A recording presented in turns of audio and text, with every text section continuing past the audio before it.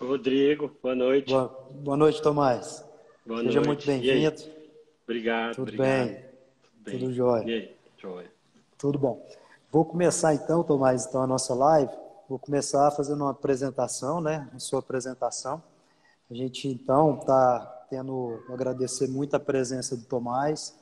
O Tomás é procurador do Estado de Goiás, ele é vice-presidente para a região centro-oeste da Associação Nacional dos Procuradores dos Estados de Goiás e do Distrito Federal, especialista em Direito Processual Constitucional e graduado pela Universidade Federal de Goiás.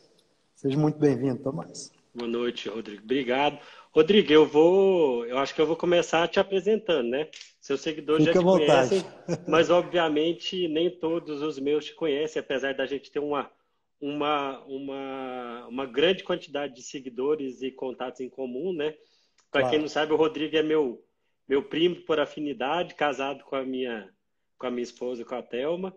O Rodrigo tem um currículo muito extenso. Eu acho que a gente vai gastar os 60 minutos da live falando do currículo dele, Que mas isso. para encurtar, o Rodrigo é médico gastroenterologista, fez residência médica no HC, da UFG, é mestre em em ciência da saúde pela Faculdade de Medicina também na UFG, e é especialista em endoscopia digestiva, fez aperfeiçoamento no Japão, em Kobe. O Rodrigo é um estudioso da medicina, da gastroenterologia, assim como os médicos da família dele, o pai, o Dr. Ximenes, o Rafael Ximenes também, são todos ótimos médicos, né, Rodrigo?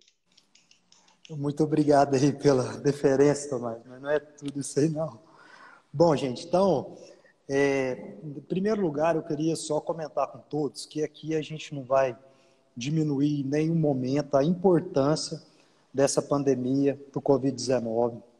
Nós sabemos que é uma situação de extrema gravidade, que está colocando em risco toda a população e que, infelizmente, hoje no Brasil a gente bateu o recorde de óbitos, né? Então, hoje, notícia, o Brasil tem recorde de 204 mortes pelo Covid-19 em 24 horas e um total já de mais de 1.500. Então, apesar do tema de hoje ser um pouco diferente da live anterior, que a gente tratou da doença em si, a gente não quer, né, Tomás, em hipótese alguma, minimizar a importância. Nós vamos tentar mostrar soluções, né, mostrar atitudes proativas, atitudes em prol do que fazer durante essa travessia para tentar trazer soluções, trazer atitudes proativas para enfrentamento, mas sem desmerecer, né? Eu acho que foi importante, né, Tomás, fazer essa observação. Sim, claro. Eu acho que é até bom contextualizar as pessoas, né, Rodrigo? Talvez algumas das pessoas tenham lido o artigo que saiu no Popular. O Rodrigo me Sim, convidou justamente porque eu tratei de um ponto que a gente vai ter que enfrentar. A gente está passando por um momento dificílimo. Eu comentava com o Rodrigo quando a gente preparava a live, o Rodrigo falava, talvez o mais difícil, a gente espera que seja o mais difícil da nossa geração. A gente não espera pandemias, a gente não espera situações piores que essa, né, Rodrigo? sim. É uma situação, de fato, que a gente espera que seja única, e que a gente aprenda com ela para estar preparado para as próximas vezes. Enfim, eu escrevi no Popular sobre o que nós vamos aproveitar, como nós vamos enfrentar a sociedade depois da pandemia, como nós vamos viver. O título que eu usei no artigo foi Como nós vamos viver o novo normal. Porque, de Certo. fato, o que me parece é que nós não vamos sair dessa pandemia como éramos antes. É impossível, aquele mundo acabou. O mundo inteiro não mais vai funcionar como funcionava antes. A gente vai mudar hábitos de higiene, a gente vai mudar hábitos de trabalho, a gente vai mudar a forma como a gente enxerga o outro, a gente vai olhar para o nosso sistema político de uma maneira diferente, olhar para o nosso sistema econômico de maneira diferente e conseguir tirar de todas essas informações, e se a gente for inteligente, é para isso que a gente tem que pensar, um cenário melhor para a gente viver depois da pandemia. Exatamente. é que muito se comenta, né, Tomás? As pessoas estão aguardando a volta de como era antes. Então, tá todo mundo esperando, isso vai passar, eu vou ter minha rotina normal, daquela forma que ela antes. Mas nós estamos vivendo uma travessia para um novo mundo. É muito difícil você causar um retorno a uma situação anterior diante de tanta disrupção que aconteceu de forma forçada, porque houve a necessidade, mas que tantas pessoas, como as empresas, como os governos, se adaptaram de forma abrupta, mas que tem também benefícios em algumas situações, inclusive você mencionou isso também no seu artigo, você citou a questão do teletrabalho, que as pessoas vão ficar em casa, vai diminuir o trânsito. Eu gostaria que você, é uma das perguntas que foi me encaminhado sobre esse ponto, como que você vê essa questão que você abordou no artigo. Aqui a gente tem uma liberdade maior, né, Tomás? Lá você teve que escolher um ponto só. Então a gente começa por esse e vamos tratando dos demais. Como eu disse, eu acho que o que a gente tem que tratar aqui, Rodrigo, e eu não sei se você concorda comigo, é das coisas boas que a pandemia vai nos trazer, né? Uma coisa que chamou muita atenção e que talvez já estivesse acontecendo no mundo, mas chamou atenção agora, foi a solidariedade com que as pessoas estão enfrentando essa questão. Solidariedade para ajudar as pessoas que não estão conseguir alimento. E olha que interessante, a gente está tratando de problemas que já existiam, mas que a gente não olhava para eles. Isso. A realidade do sem teto, do sem comida, já existe há muito tempo no nosso país e no mundo. Só que a gente não olhava para eles, a gente não estava preocupado em como essas pessoas iam se alimentar. E a solidariedade está fazendo que grande parte da sociedade, a pandemia, está fazendo que grande parte da sociedade passe a pensar nisso. Isso é interessante demais. Isso é uma coisa muito boa que não surgiria normalmente se não fosse uma situação de gravidade como essa. A gente pode tratar também, Rodrigo, a gente pode tratar do nosso sistema de saúde. A gente pode falar que, apesar de muito criticado, o SUS, desde que ele foi implantado em 1988, ele já trouxe inúmeros resultados. Talvez você tenha números melhores que os meus, mas inúmeros resultados para a saúde da população brasileira. A gente está numa situação ruim, mas sem ele, a gente estaria numa situação muito, mas muito pior do que a gente se encontra hoje. A gente pode falar das pessoas que já faziam esse trabalho de solidariedade.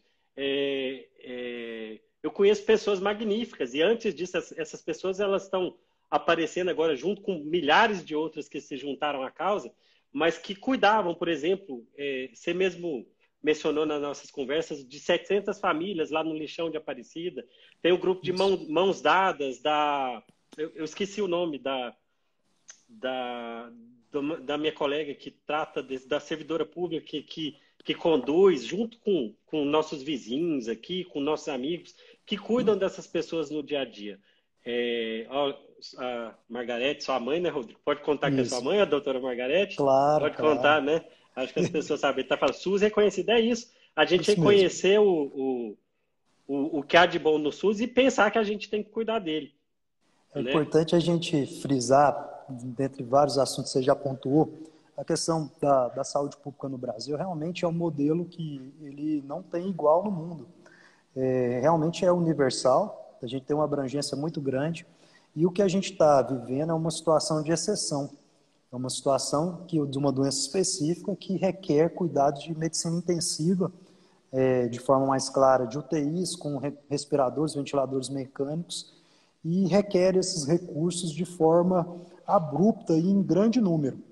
Então, apesar das dificuldades, eu acho que a gente tem lidado com isso de forma, dentro do possível, de forma adequada, ganhando tempo com isolamento horizontal, para que os governos estejam mais preparados para enfrentar quando ocorrer o nosso pico, que aparentemente está previsto para o mês que vem.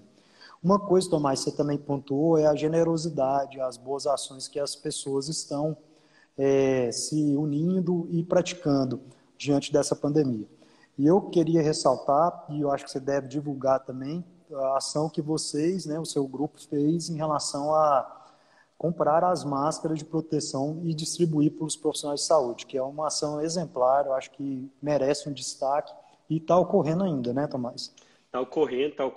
Foi uma coisa muito rápida, até pouco planejada, a gente podia ter planejado, mas a gente foi pego de surpresa com alguns fatores, mas a gente está contando com a solidariedade de todo mundo. Eu vou contar como nasceu.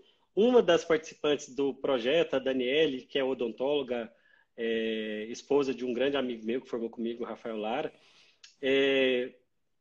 teve contato de uma médica que estava atendendo os pacientes e percebeu que mesmo no início da pandemia, as pessoas estavam atendendo os pacientes diretamente, os fisioterapeutas, os profissionais da saúde em geral, médicos, fisioterapeutas, enfermeiros, técnicos de enfermagem, todos que estavam diretamente tratando os infectados pelo coronavírus, sem os aparelhos de proteção adequados, né? A gente está falando, e você fala com mais propriedade disso, Rodrigo, de uma doença com alta transmissibilidade, alto grau de transmissibilidade, que se transmite, como a gente vê pelos números, de forma muito rápida e de forma muito violenta. A palavra é essa, violenta. A transmissão, se a gente não tivesse tomado essa medida de ficar em casa, na medida do possível, a gente entende que algumas ações, algumas atividades têm que continuar funcionando para a sociedade sobreviver. A gente talvez estivesse experimentando uma experiência tal qual a Itália experimentou, tal qual os Estados Unidos estão experimentando agora, né? Mas, enfim, que acontece? Você vê, Tomás, que o caso do Brasil não é uma exceção. Outros países também tiveram dificuldades em conseguir esses EPIs. Sim, então... ninguém estava esperando. Acho que a gente vai tratar desse ponto quando a gente for falar do tamanho do SUS, né? Do tratamento que tem que se dar ao SUS, a gente vai tratar disso, eu acho que é interessante. Mas, enfim, a Dani me falou dessa questão. Como a gente já tinha feito algumas ações anteriores, lá no JK, algumas vaquinhas, nós arrecadamos alguns em em outubro do ano passado, a gente fez uma arrecadação para construir um ponto de ônibus para as crianças lá do JK. A Dani nos contatou, eu e a Fabiola, porque a gente tinha participado dessa ação, para a gente gerenciar uma arrecadação de máscaras. E a gente ficou surpreso com a adesão das pessoas. A gente tinha previsto uma arrecadação de R$5.000 de início, e quando a gente acabou de abrir a vaquinha, em menos de 10 horas a gente já tinha atingido R$5.000. Eu falei, olha, vamos mudar, vamos dobrar para 10, depois para 20 ou para 30, porque a gente sabe que a gente vai precisar de quantas máscaras vierem. Quantas doações forem dadas, a gente vai aproveitar, porque as máscaras não vão ser suficientes para atender todo mundo por causa dessa situação sui generis que é a pandemia, né? Uhum. E aí, Rodrigo, a adesão foi grande. Aí, quando nós completamos R$10.000, a gente fez um primeiro pedido da China, mas nos preocupamos muito com as notícias sobre a possibilidade delas serem requisitadas por outros países na viagem, e a gente foi pesquisar outras maneiras de ajudar. Aí nós encontramos, e isso é muito bacana, porque mostra o valor da nossa universidade pública, nós encontramos no IP Lab da UFG, com o professor Luiz Mar, uma ação. Eles estavam fabricando essas máscaras aqui no Brasil, fabricando de forma satisfatória, inclusive com a participação da Secretaria de Saúde, para atestar o grau de confiabilidade, de protetibilidade da máscara, e nós compramos materiais para eles fazerem. 10.000 a gente comprou de máscaras na China, elas devem estar chegando, a notícia boa é que elas vão chegar amanhã, aqui em Goiânia, a gente vai recebê-las amanhã aqui em Goiânia, já vamos poder distribuir para entregar na OVG, na Secretaria Estadual de Saúde, e compramos o restante da arrecadação de materiais para entregar o suficiente para fabricar mais 2.500 face shields. A gente ainda está arrecadando, não acabou, o Luiz Mar ainda está fabricando, não vamos pedir da China mais, por enquanto, por hora, porque está muito difícil, a China produz muito, mas está assoberbada, todos os países do mundo estão comprando lá, e é bom porque a gente valoriza a nossa universidade, que está fazendo um trabalho fantástico, Então, eu só tenho que parabenizar vocês e a todos que contribuíram, né, por essa iniciativa belíssima. Sim. Que vai, com certeza, ter um impacto muito importante para proteger aqueles profissionais que vão estar na linha de frente, vão estar atendendo os pacientes que precisam de atendimento, e o profissional ele tem que estar na linha de frente com o EPI adequado para não se contaminar, para não ter que ser afastado do trabalho. E também a gente sabe que muitos profissionais de saúde já foram a óbito no enfrentamento também dessa pandemia. Então, é uma iniciativa fantástica, Tomás. Eu queria parabenizar você de público aqui e todos aqueles que ajudaram. A gente podia tratar um pouco do fato do teletrabalho, de forma geral, Tomás. Uhum. E eu acho que a gente pode começar falando um pouquinho da telemedicina, Sim. que o CFM, que é o Conselho Federal de Medicina, diante da pandemia, ele motivou, né, ele instigou a manifestação do Ministério da Saúde para liberação, nesse momento de exceção, da telemedicina, que seria uma consulta médica entre o médico e um paciente, usando tecnologia como o WhatsApp, o Skype, algum comunicador de vídeo, né? Uhum. E isso já estava no foco da classe médica há muito tempo, mas essa pandemia provocou essa disrupção. E, a princípio, o Conselho Federal de Medicina ele provocou o uso dessa tecnologia para atendimento de Covid mesmo, para orientar aquele paciente que era suspeito, portador de ter o Covid, para evitar que ele sobrecarregasse o sistema público e, com essa orientação, só fosse procurar atendimento caso realmente necessário. Só que o Ministério da Saúde foi além e regulamentou de forma temporária a telemedicina de uma forma mais abrangente. Então, eu coloquei o exemplo da telemedicina, mas vamos expandir para todos os profissionais que hoje estão em teletrabalho. Queria a sua visão disso aí, o que você acha de pró, o que você traz de contra, não só da parte médica, mas também da parte dos outros profissionais.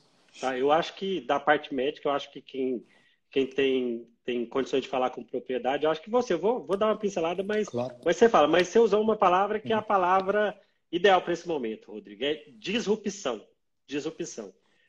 E junto com essa palavra, eu vou usar uma palavra que atrapalha que a gente se desenvolva adequadamente quando é possível. A gente não está falando de uma coisa irresponsável, de praticar, por exemplo, telemedicina, que é um dos problemas mais sensíveis nesse ponto, nesse assunto que a gente vai comprar, que a gente vai tratar, com irresponsabilidade.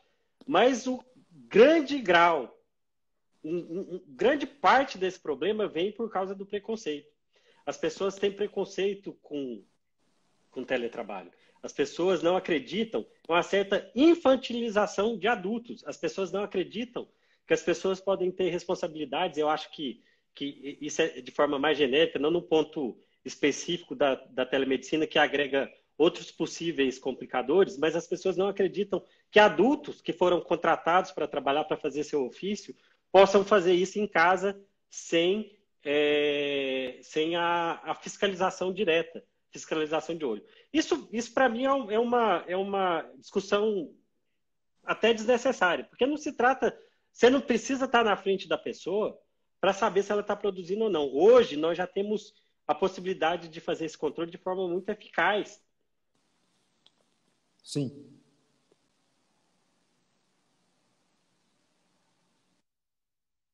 O meu telefone tocou aqui, interrompeu.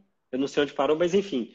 Eu sou procurador de Estado, servidor público, e no serviço público isso é visto, infelizmente, de uma forma muito preconceituosa. Mas veja, a quantidade de atos que a gente produziu desde o dia 17 de março, quando nós passamos ao teletrabalho aqui no estado de Goiás, lá na Procuradoria-Geral do Estado, foi 10% maior do que a gente produziu no mesmo período sem ser teletrabalho, entendeu? O teletrabalho, ele traz algumas melhorias circunstanciais que mudam a vida da pessoa e deixam mais disponibilidade, não só para a vida pessoal, mas para trabalhar mesmo. A verdade é que as pessoas falam nisso até de uma forma certa, um pouco jocosa. A verdade é que as pessoas vão ter que ter um limite para não trabalhar demais em casa. É isso, porque você tem que... Exatamente. Mas é isso, porque você começa a trabalhar e não para.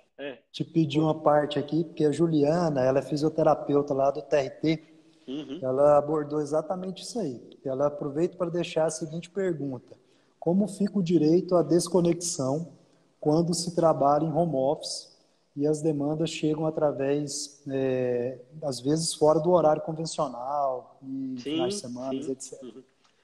Ô, Rodrigo, veja, eu me peguei Ontem não é porque eu trabalhei ontem o dia inteiro e isso aconteceu eventualmente, eu não faço sempre, não estou me vendendo como workaholic, não, mas ontem eu peticionei, das 2 da manhã eu perdi o sono, começou a chover aqui, eu estava gostando da temperatura, das 2 da manhã até as 5 da manhã, lá, fazendo trabalho da procuradoria mesmo, era trabalho da procuradoria. E aí Sim. eu, sem querer, mandei mensagens para as minhas assessoras. Falei, olha, precisamos dar uma ajustada nessa peça, não é bem aí. Eu falei, pô, já mudei, já mandei. A gente tem que tomar cuidado com Tem isso que se também. policiar. É, exatamente, tem que se policiar, porque o teletrabalho não é sinônimo de trabalho infinito. Você vai matar as pessoas. É óbvio que isso eu estou falando isso com muito cuidado, porque tem gente que está sem emprego e queria muito estar trabalhando e fala, olha, eu queria Claro. trabalhar de qualquer jeito, eu trabalho. Mas não é assim que funciona. Você tem que cuidar da saúde das pessoas para que. Ó, a Ana Paula está rindo, porque eu devo ter mandado para ela também. A Foi Ana para Paula ela. trabalha comigo lá. É, mas eu acho que dessa vez não, mas eu costumo fazer isso com ela. A gente tem que cuidar da saúde mental das pessoas, e a pessoa tem que ter, como a Juliana disse, um tempo para se desconectar, para sair do celular, para sair da frente do computador, e isso tem implicações no direito. Já se discute se não é o caso de pagar horas extras para pessoas que ficam, ou pelo menos uma espécie de sobreaviso para quem está lá no celular o tempo todo esperando uma ordem, uma orientação do chefe, né? Tem que Isso estabelecer aí vai horário. ter que criar uma nova etiqueta de trabalho, né? As É, disrupções vêm com novas demandas e regulações, né? é isso. E se a gente falar um pouquinho da telemedicina, eu tive já a oportunidade de atender pacientes por telemedicina e realmente é um desafio grande para o profissional médico também, porque nós médicos, a gente tem o contato com o paciente como algo fundamental. O exame físico, ele é parte essencial do relacionamento em consulta médico-paciente. Porém, numa situação de exceção como essa, ou mesmo em outras, como você está estendendo, né, a pandemia do Covid-19 nos mostrou que a gente deixa de olhar muito para o que acontece ao nosso redor. Você citou as famílias do lixão lá que não são assistidas, que foi até da live do Gustavo Lima, que ele fez uma doação para 700 famílias que vivem do lixão de Aparecida. Então, na medicina também existem muitas pessoas que não têm acesso a um profissional médico, em hipótese alguma. E a telemedicina pode levar esse profissional até essas pessoas, com limitações, sim, claro. Porém, uma orientação, um encaminhamento correto, né? Porque a gente pode se esforçar, se adaptar, fazer uma anamnese bem feita, que a anamnese é você buscar conhecer a história da doença atual do paciente. Partindo da queixa principal dele, qual é o problema, você construir uma narrativa dessa doença atual e após fazer isso, você vai em antecedentes clínicos desse paciente, o que ele já tem de comorbidade, o que ele já é portador de doença, antecedentes da família dele, o hábito de vida, o uso de medicações. Então, essa parte inicial da consulta médica, que ela é uma narrativa, a gente consegue sim, de forma adequada, com esforço, com adaptação, fazer de forma bem feita.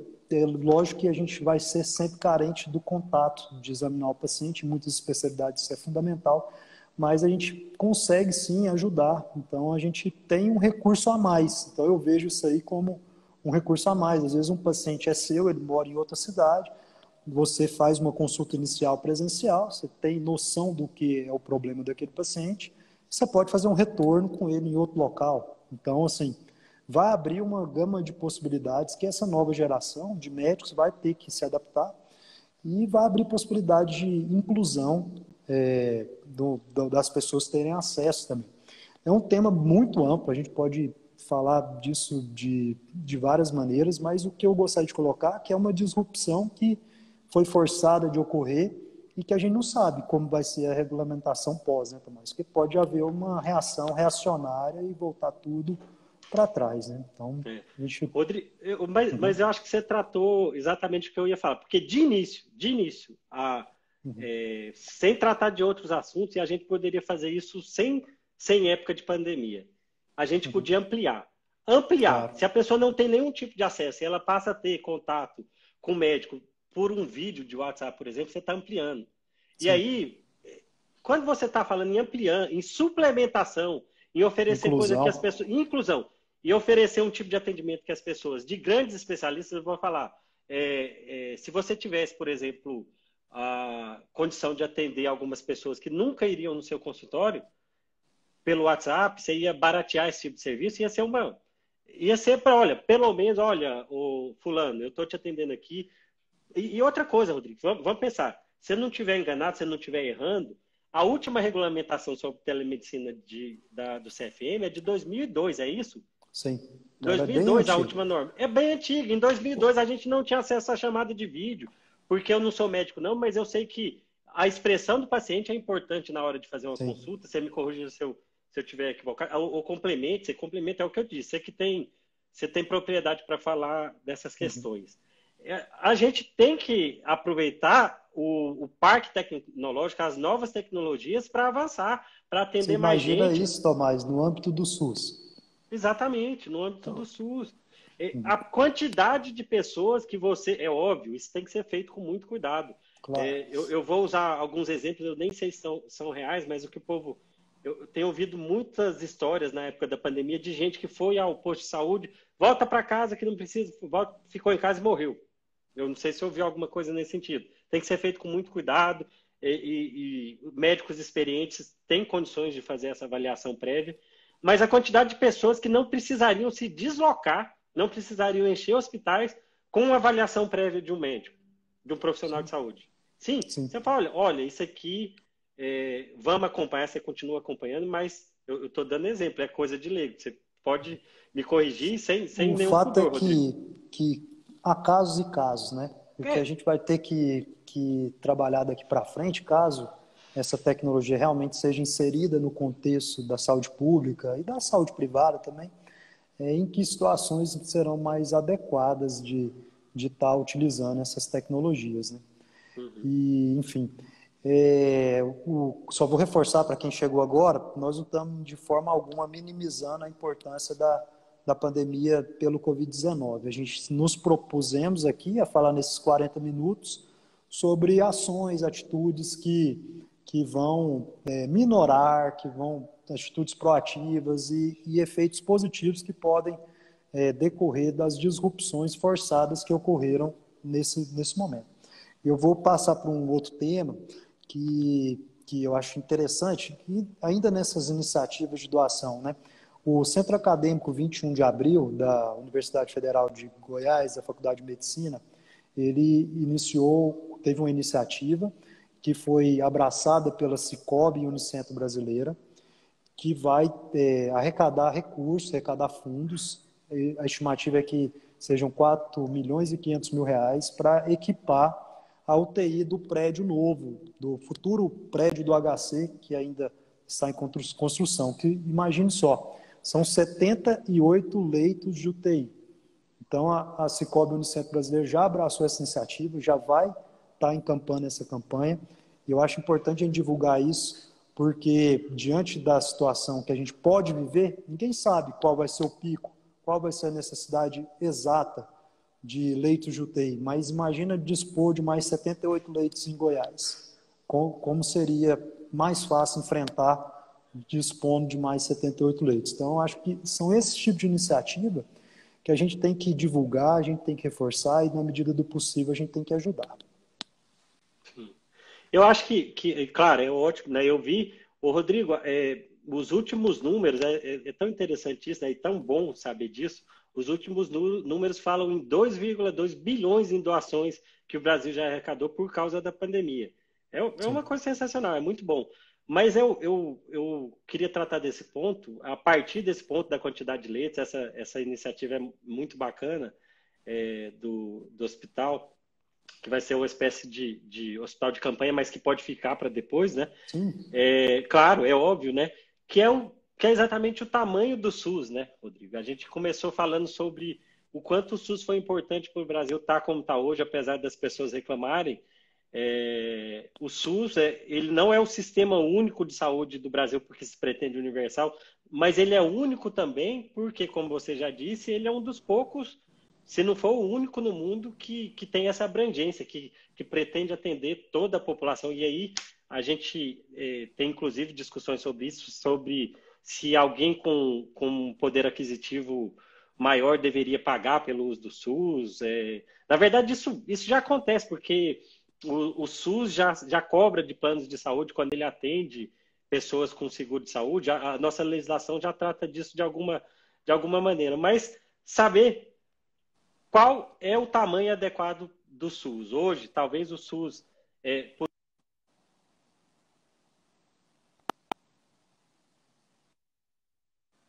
que hoje a gente está tratando de uma situação anormal. É uma situação anormal. Sim. Nós não... Veja bem, até a DMP Torres comentou sobre a necessidade de leitos permanentes de UTI. Ela tem toda a razão. Lógico que, como você colocou, a gente está vivendo uma situação de exceção. E essa situação de exceção, a gente vai ter que balizar o que vai ficar de pós, né? E isso com muita responsabilidade, porque os recursos são finitos e as demandas são infinitas. Então, é lógico que, de preferência, no caso do HC especificamente, a gente vai estar deixando para a população 78 leitos de UTI que, com certeza, vão ser usados por pacientes de diversas outras comorbidades no futuro. Então, isso é muito importante, sim. E cada um pode contribuir da sua maneira, divulgando, doando, participando. Os egressos da Faculdade de Medicina, eu tenho certeza que vão abraçar essa campanha. E essa abrangência, ela vai se perpetuar. É lógico que, como você colocou, a gente tem que balizar bem, porque vai ter alguns momentos que a gente tem que gerenciar a destinação desse recurso, que é uma dificuldade, sim. Às vezes você tem um recurso e gasta ele de forma inadequada. E essa pandemia, especificamente, ela vai passar. E a gente vai permanecer e os problemas de saúde pública vão permanecer. Não só no âmbito de atendimento direto à população, mas no âmbito de coisas básicas, Tomás, como o saneamento básico. Sim, saneamento básico. Que é uma coisa absurda, um país como o nosso, mais de 50% da população ainda não tem a condição mínima de saneamento básico. E isso é importante, Rodrigo, é importante você ter tratado de recurso finito e problema infinito, porque direcionar os recursos para o local adequado faz com que o Tesouro, com que a União, os estados e os municípios gastem menos. Se a gente investisse o nosso dinheiro, que é pequeno, assim, que é óbvio que é muito dinheiro, mas é pouco diante que é finito, é pouco diante da quantidade grande de demandas que o Estado tem para cumprir. No saneamento básico, por exemplo, a gente evitaria que as pessoas fossem para o hospital por doenças infecciosas. Doenças infecciosas. Nos últimos 5 anos, o Brasil gastou R$ 1 bilhão com doenças infecciosas causadas por falta de saneamento básico. É dinheiro, entre aspas, né? A gente não dá para fazer uma estatística agora, mas é dinheiro jogado fora. R$ 1 bilhão é muito dinheiro para ser jogado fora. Poderia ter sido investido em estrutura de saneamento básico que evitaria que essas pessoas sofressem dessas patologias, dessas doenças. Economizaria tempo de abstenção de trabalho, população economicamente ativa que deixa de trabalhar porque está acometido de uma doença que é perfeitamente evitável desde que os nossos gestores façam o uso correto. Então, essa pandemia ela vem para a gente repensar tudo. Como é que vai ser o SUS depois da pandemia? Hoje está todo mundo voltado, precisa de recurso, a gente está todos em risco, a gente pode perder um avô, pode perder um pai, pode perder um familiar, pode perder um esposo, uma esposa. Nós tivemos colegas médicos jovens que foram entubados e, graças a Deus, um próximo da gente conseguiu sair da situação. Mas, enfim, todo mundo está exposto. Então, está todo mundo em evidência. Mas e qual é o tamanho do recurso que vai ser destinado à saúde após passar essa pandemia, né? E é um assunto que a gente precisa tratar de forma muito responsável, né? Então, eu acho que a gente... Não, desculpa, Rodrigo, pode falar. Não, é isso mesmo. Não, a gente tem que tratar de 2 pontos. Do quanto a gente vai, de fato, investir no nosso sistema de saúde pública e pensar em estruturas mais flexíveis para casos, como a gente disse no início, a gente não espera que uma situação tão grave como essa se repita, mas se alguma coisa parecida acontecer, que a gente possa que a Estar administração melhor pública preparado. está melhor preparado para se mobilizar de forma rápida, né? A gente viu Uhum. a construção de hospitais de campanha de forma relativamente rápida, não foi igual na China, que eles construíram em 48 horas 10 mil leitos de hospital, mas o Brasil, na sua medida, conseguiu apresentar uma resposta. A gente vai precisar ver se vai ser adequado. Eu acho que, por mais que a gente conseguisse ser rápido, se a gente não tivesse tomado as medidas de isolamento que a gente está tomando, a gente não ia conseguir. A gente não ia Estaria conseguir. pior. A gente estaria pior, exatamente. Mas, enfim, a gente tem que pensar em estruturas que possam ser mobilizadas da forma mais rápida possível. Você me apresentou no início, para os seus seguidores que ainda não me conhecem, eu sou procurador de Estado, e a gente está tratando agora exatamente disso, de como fazer para que as aquisições para enfrentar a Covid aqui no estado de Goiás sejam feitas da melhor maneira e da forma mais rápida possível, porque ainda tem um outro problema.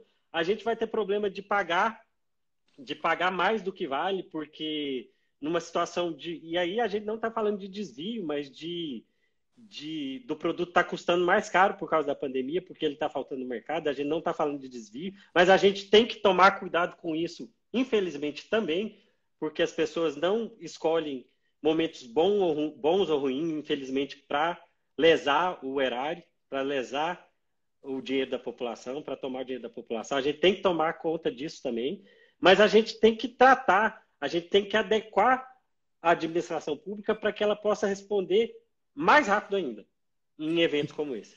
Tomás, aproveita que você já tocou esse ponto, que é uma pergunta também. Como que fica o gestor, né? Que você é procurador do Estado. Sim, então, o gestor está diante de uma situação que ele tem que tomar uma decisão. De adquirir um material, adquirir um equipamento, e aí ele faz isso de forma, uma exceção dessa. Como é que fica o depois, a parte de prestar contas? E depois, só para encaixar, porque tem uma outra pergunta, qual é o preço que a sociedade atual quer deixar para a geração futura diante de uma crise dessa também? Porque as ações que a gente tomar hoje, elas têm um custo. E esse custo vai ser cobrado da geração futura. Então, eu acho que você tem propriedade para falar desses dois assuntos. Eu vou falar primeiro da questão do gestor, e com relação ao preço que a gente vai pagar, eu vou falar de uma posição muito pessoal minha. Eu quero que as pessoas saibam disso, né, Rodrigo? Talvez não seja a sua, não sei o que você acha. Mas, enfim, a gente discute muito isso nos nossos grupos de procuradores, como é que vai ser, porque essas análises de responsabilização, elas não acontecem agora durante a pandemia. É posterior. O cenário é diferente. A gente tem que preparar, e não é cobrar uma posição prévia dos tribunais de contas, não é cobrar uma posição prévia dos ministérios públicos, por exemplo. Mas a gente tem que preparar o processo, deixar ele bem instruído para mostrar, olha, essa era a única máscara que, apesar de ordinariamente custar R$3 no mercado, era a única máscara disponível que eu tinha, e ela custou R$15. Assim, é óbvio que da maneira mais ágil, porque a gente precisa entregar, a gente tem que documentar o processo para, quando chegar a época do julgamento, as pessoas que vão julgar, que vão investigar, o Ministério Público, os tribunais de contas, que vão apreciar as contas desses gestores, saberem levar em conta o cenário. Tem que ser uma coisa circunstanciada. As pessoas... O problema, Rodrigo, é que, se isso acontecer daqui a 5 anos, talvez as pessoas os órgãos de julgamento vão esquecer. A gente tem que tomar cuidado, eu repito, com quem usar de má fé para burlar a legislação, para lesar o erário numa época como essa. Isso vai acontecer, Rodrigo. Infelizmente, a gente sabe que isso é prática comum. Vai acontecer, e a gente precisa fazer um trabalho muito meticuloso, rápido e meticuloso, para não deixar que isso aconteça. Mas, eventualmente, isso vai acontecer no Brasil afora. Né? Nem todos os municípios de Goiás têm condições de ter procuradores o tempo todo não é sindicando, é uma palavra muito forte, mas orientando os gestores para fazer a contratação adequada, e isso vai acontecer, isso vai acabar vazando. Mas o segredo eu falo para os gestores que talvez estejam me acompanhando, faça as coisas da forma mais documentada possível. A legislação foi adequada, tem uma lei, uma medida provisória que foi convolada em lei, prevendo essa situação, que dá agilidade nos trâmites, mas faça as coisas pensando no bem da população e registrando tudo que foi feito, que as chances de ser responsabilizado diminuem muito no final das contas, na época do julgamento. Em relação ao custo para gerações futuras. Custo das gerações futuras. Rodrigo, É porque a gente, assim, eu vou contextualizar, porque a gente vê do ponto de vista econômico, né? Para a pergunta não ficar solta, né? Você vê que não só no Brasil, mas no mundo, todos os bancos centrais do mundo liberaram quantias, assim, imensas de recursos para dar liquidez ao mercado, enfim, para que as empresas possam sobreviver a esse período de lockout, né? Onde as populações estão isoladas. Mas isso aí vai ter um custo, né? Isso aí a gente vai, no futuro, isso vai ser cobrado, né? Não tem jeito da gente tomar algumas atitudes hoje que vão ficar sem lastro no futuro. Só para contextualizar, para você falar um pouco, contextualizado nessas questões dos gestores também, das decisões aí. Eu acho que para tratar disso, Rodrigo, a gente precisa tratar, por exemplo, da lei de responsabilidade fiscal. A lei de responsabilidade fiscal é uma lei tão famosa que todo brasileiro conhece, não precisa ser do direito para saber da lei de responsabilidade fiscal. A lei de responsabilidade fiscal, ela é óbvio, ela foi contestada no início porque as pessoas, olha, mas a gente vai deixar de gastar e vai deixar de prestar assistência social, por exemplo. Mas, enfim, é aquela coisa meio que doméstica, você não pode gastar mais do que você tem. A lei de responsabilidade fiscal veio para isso. Mas é a própria lei de responsabilidade fiscal, Rodrigo, que prevê, em situações como essa, que esses limites têm que ser afastados. Limite de gasto tem que ser afastado. E é exatamente o que eu penso. Eu ia falar da posição muito pessoal. A gente, infelizmente, não pode pensar nisso agora. Infelizmente, a minha posição é essa. Eu sei das consequências, mas a gente não pode pensar nisso agora. A gente não vai fazer dinheiro brotar em árvore, né? Porque tem notícias de alguns países que estão imprimindo moeda e isso fatalmente vai desaguar numa inflação desenfreada, mas a gente tem que encontrar um meio termo, um limite de equilíbrio, mas sempre com foco na saúde, hoje na saúde das pessoas, para depois pensar no que vai sobrar para a gente, para os nossos netos e bisnetos pagarem no futuro. Eu acho, Rodrigo, que é um meio... Desculpa. Não, deixa eu falar, só para concluir. Desculpa também, porque eu já tinha concluído, mas me lembrei aqui. Eu acho, em que pese a liberação que está sendo feita hoje dos limites de responsabilidade fiscal, tem um direcionamento específico para tratar de ações da Covid, eu acho que talvez seja o momento da gente pensar em gastar para preparar o Brasil para quando a gente sair disso. Porque, talvez você já saiba, isso talvez seja um lugar comum, o Brasil não cresce também por falta de estrutura. O Brasil tem degoladores que param o seu crescimento por falta de energia elétrica. Gargalos, gargalos. Infraestrutura. De transporte, de escoamento de produção. Talvez fosse a hora de preparar o Brasil também para quando ele precisar crescer, porque senão a gente vai parar de novo. A gente precisa preparar o Brasil com educação adequada. A gente precisa tratar da desigualdade social, Rodrigo, porque a desigualdade social, eu acho que a gente já discutiu isso, eu acho que eu te mandei uma época, a gente estava lá na casa do Marcelis, um artigo do FMI tratando disso, que a desigualdade social é um dos grandes gargalos para o crescimento dos países subdesenvolvidos, dos países em crescimento, porque você não tem mão de obra, qualificada para as novas tecnologias, para a nova economia. A nova economia não é mais a economia que tratava talvez esse exemplo talvez não seja muito bom, mas eu vou falar de construção civil. Agora, o que gera riqueza é outro tipo de produto e a gente não está preparando profissionais para isso. E a desigualdade social, ela breca essa preparação porque as pessoas não têm dinheiro para investir na educação dos filhos. Os filhos não comem direito, mesmo que a escola pública seja boa, eles não comem direito para ter um cérebro preparado para aprender informações. É uma situação complexa. A gente precisaria de 10 horas de live para falar de tudo, né? Discutir. Mas eu acho que a gente podia retomar, Tomás. Eu acho que você comentou, acho que o meio termo seria a resposta adequada para a questão das gerações futuras, né? Porque essa conta vai vir. Eu acho que a gente vem de uma história recente aí de tentativas, né, de controles fiscais mais responsáveis no nosso país e é um pouco temerário a gente simplesmente também causar, às vezes, uma abertura, eu falo assim, uma flexibilização muito grande nisso aí.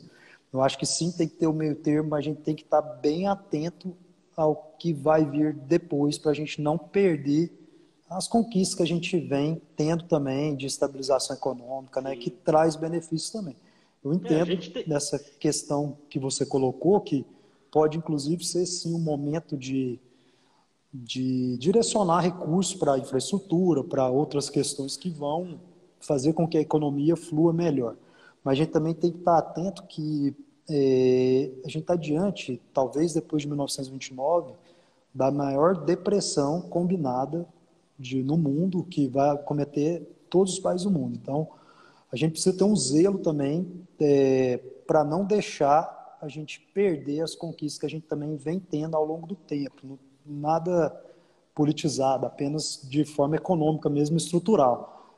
Né? Com essa, a responsabilidade fiscal é uma coisa que a gente tem que valorizar, na minha opinião. Sim. Não pode, assim, simplesmente deixar de ter para isso. Mas, com certeza, um meio termo, nesse momento, vai ter que ser construído. Essa travessia, nesse sentido, também vai ter que passar por essa construção. É isso. Rodrigo, eu acho que a gente esgotou todos os pontos, Sim. né? Eu quero agradecer. Chegando. A gente está chegando mais de no fim. 50 minutos. A gente já passou do horário, que a gente tinha previsto. previsto, mas a gente tratou dos pontos. Eu acho que foi uma conversa que serve para que a gente pode continuar por horas e horas, como eu disse, e serve também para as pessoas que nos acompanharam pensarem sobre o assunto. Eu não sou médico, você vai falar melhor que isso quando você for se despedir.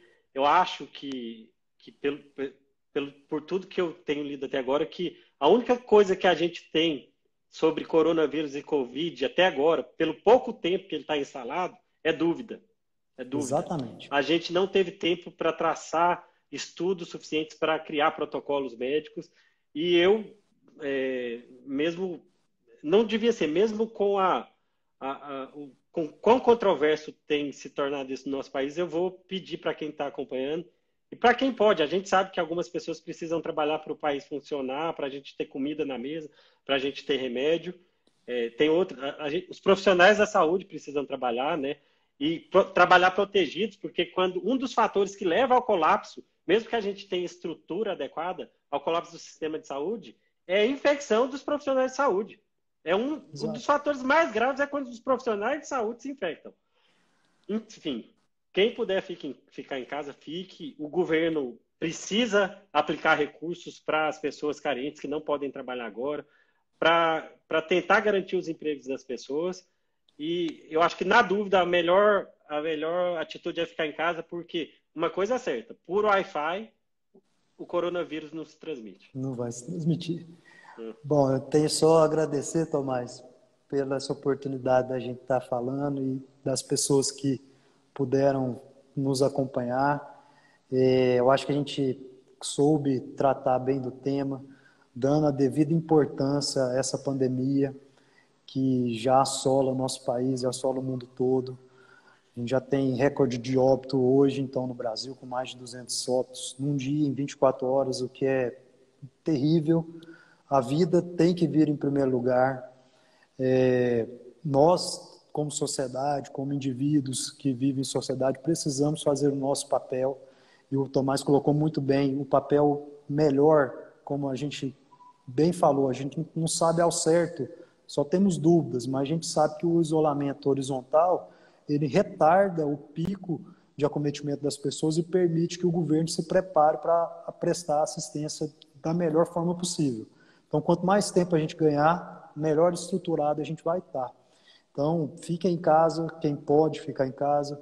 A gente sabe da dificuldade econômica que vai decorrer disso, mas a vida em primeiro lugar. Eu acho que a gente tratou da travessia, a gente procurou dar um olhar disruptivo do que a pandemia nos trouxe de disrupção e tentou abordar o que pode ficar depois da pandemia de forma benéfica para essa nova realidade. Voltar para o que a gente era antes é praticamente impossível. Todos nós vamos ter que nos adaptar. E eu acho que o recado que a gente tem que deixar é do exemplo do Tomás, do grupo dele, que que fez essa aquisição de máscara para distribuir para os profissionais de saúde, dentre muitos outros, mas vou citar os que a gente falou, da iniciativa do Centro Acadêmico, 21 de abril, da Faculdade de Medicina da Universidade Federal de Goiás, que visa equipar e pôr para funcionar 78 leitos de UTI para a gente estar nesse enfrentamento do Covid. E essa iniciativa já foi abraçada pela Cicobi no Centro Brasileiro. E, assim, todas essas iniciativas que as pessoas estão solidárias com a situação. Nós estamos todo mundo no mesmo barco e eu espero que a gente saia mais fortalecido depois disso tudo como país, como sociedade. O Brasil, dizem, é uma falácia que não enfrentou guerra, talvez essa seja a maior guerra que nós estamos enfrentando, então, dessa geração até o momento. Então, vamos sair daqui unidos, fortalecidos, buscando um país melhor e reforçando esse lado nosso solidário, esse lado que a gente cumpre com o nosso papel de sociedade. É só agradecimento mesmo. Eu acho que a gente conseguiu abordar bem o tema, Tomás. Tá, Rodrigo, obrigado. Vou mandar um abraço aqui para a Thelma, para sua mãe, para a Margarete, para a Fernanda, para o Murilo, para a Dayana, para a Ilana, para o Bernardo, para o Vitor, para o Bruno Belém, meu vizinho, para o Virmontes. Meu pai também, José Chimenez está aí também. Para o Virmontes, para o Eduardo Prado, que é... Para Cristiano. Meu vizinho também. Vai lá, é isso. O Galeno, pra muita todos, gente, Juan, Dr. Leandro, Maurício, meu filho, Renato, meu pai tá aqui, ó, na live. Eu acho que é a primeira live que meu pai vê, hein? O tio Chico, que é irmão do meu pai, é a segunda vez que ele usa o Instagram. Pois é, o Luiz é um grande tenista e grande cantor aqui de Goiás, João Camargo. A Ceane, Rodrigo, é uma odontóloga que vai ser candidata, pré-candidata a prefeita de Parauapebas. Eu conheci no curso de formação política do Renova uma pessoa preparadíssima. Se Parauapebas tiver a sorte de elegê-la, vai ser muito bom. A Keila, minha cunhada, o Rafael Arruda, Natália, Elaine, muita gente entrou, que bacana, que esse tanto de gente participou com a gente. Um abraço, gente. Tchau. Um abraço Morgantini, tchau. Valeu. Tchau, um abraço. Tudo de bom. Tchau.